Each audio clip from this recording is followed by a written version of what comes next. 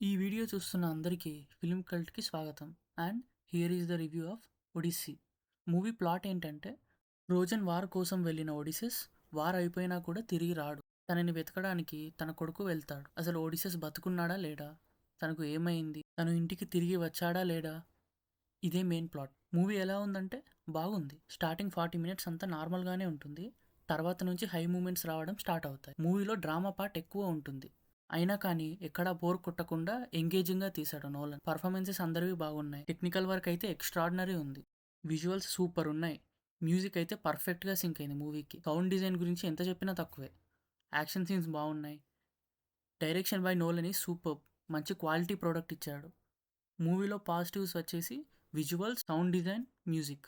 Negatives వచ్చేసి పెద్దగా ఏం లేవు. అక్కడక్కడ కొంచెం ల్యాగ్ అనిపిస్తుంది అంతే. ఈ మూవీకి మేము ఇచ్చే rating 4/5. Final verdict, it's an excellent movie. మీరు మాత్రం మూవీని చూడాలనుకుంటే మంచి సౌండ్ సిస్టమ్ అండ్ మంచి స్క్రీన్ ఉన్న థియేటర్లో మాత్రమే చూడండి. సో దట్ మీరు ఆ విజువల్స్ అండ్ సౌండ్ని బెటర్గా ఎక్స్పీరియన్స్ చేస్తారు. సో ఇదే అండి మా ఒడిస్సీ రివ్యూ. ఈ రివ్యూ మీకు నచ్చితే వీడియోని లైక్ చేసి మీ ఫ్రెండ్స్ అండ్ ఫ్యామిలీకి షేర్ చేయండి. అలాగే మా ఛానల్ని సబ్స్క్రైబ్ చేసుకొని మా ఫిల్మ్ కల్ట్లో మెంబర్ అయిపోండి. Thank you. జై హింద్.